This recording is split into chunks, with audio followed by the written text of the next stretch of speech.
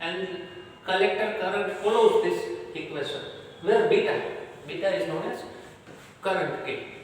We know that beta, that is equal to IC by IE. Current gain means output current by input current. We know that this is a current gain. We know that there is also another term, that is voltage gain. Voltage gain is represented by AV. Voltage gain means voltage advantage, that is equal to output voltage by input voltage, VCE by VB. So current gain, that is represented by beta. This is that term. So whenever light energy is not falling onto the transistor, light energy is not falling onto the phototransistor, collector current, that is equal to beta plus 1 into IC. Here it should be noted that if light is not falling onto the phototransistor, then minority charge carriers or thermally generated minority charge carriers are responsible to form this current. So thermally generated minority charge carriers are also acting a major contribution to form this current.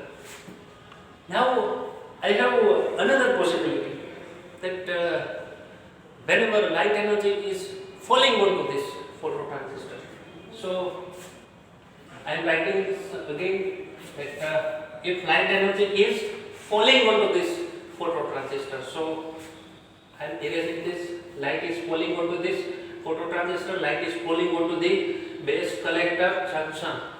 So as found to be in a photoelectric effect, electrons are released whenever light energy is falling onto the material.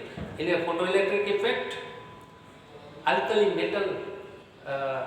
metals were used to achieve the photoelectric effect, but in a phototransistor we are using semiconducting material. So whenever light energy is falling onto this junction, then what happens? This junction means which junction which was in a forward bias region, it is found to be available in a reverse bias region, and the junction which was available in a reverse bias, it is now found to be in a forward bias situation. So a situation is being changed. This will be changed, and one more term, that is IL. I means current, L means light. So if I am not passing, if light energy is falling onto this junction, the light current, that is represented by IL.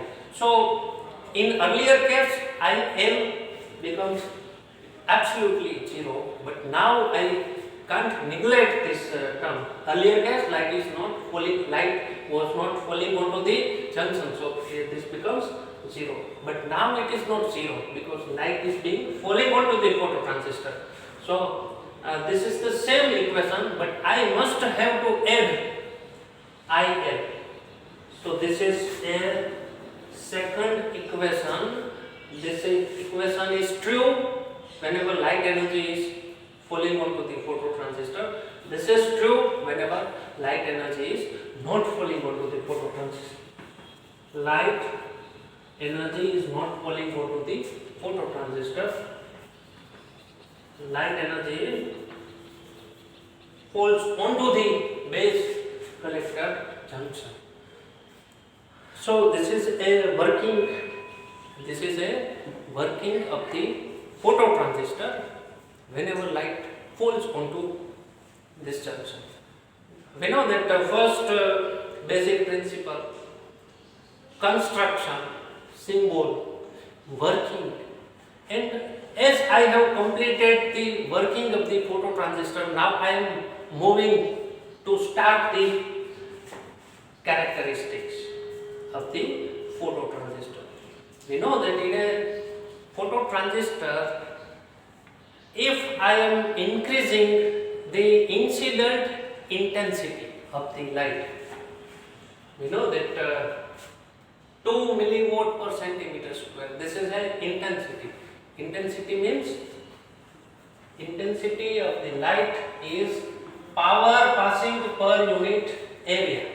Power is measured in terms of watt. Area is measured in terms of meter square or centimeter square. Here I am using CGS system.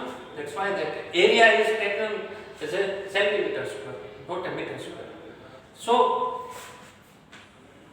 if the intensity of the incident light is being increased, you know that 2 milliwatt per centimeter square, 4 milliwatt per centimeter square, 6 milliwatt, then 8 milliwatt per centimeter square. So what happens if intensity of the light is being increased? So it means numbers of photons which are falling onto this junction, which are falling onto this base collector junction, that is also being increased. If intensity is increased, then number of photons are also being increased. So we can say that if a single electron is able to generate single electron, then there are total 10 photons are falling onto the phototransistor. There are 10 free electrons are being generated. So what happens if number of photons are being increased? So number of free charges, number of electrons also increased. So number of photons increased. So free electrons are also being increased. And if free electrons are increased, we know that current I means total charge passing per unit area per unit time. So if number of free electrons are increased, so quantity of charge is being increased, that is equal to NE by AP. So number of electrons are being increased. So electric current I means current. This was intensity of the light, intensity of incident light. This is a current. So current will also increases. So what happens? Lower intensity. This is a lower intensity. This intensity is lower. So it will give me less numbers of photons. If less numbers of photons are there, means low number of free electrons are there, and I will achieve a low current. This is a less current. But if I am increasing intensity, so number of photons are increased, number of free electrons are being increased, and we can say that number of free electrons are being increased. So this current is also being increased. So this is a characteristics. This is a characteristics. This is a plotting of a emitter current.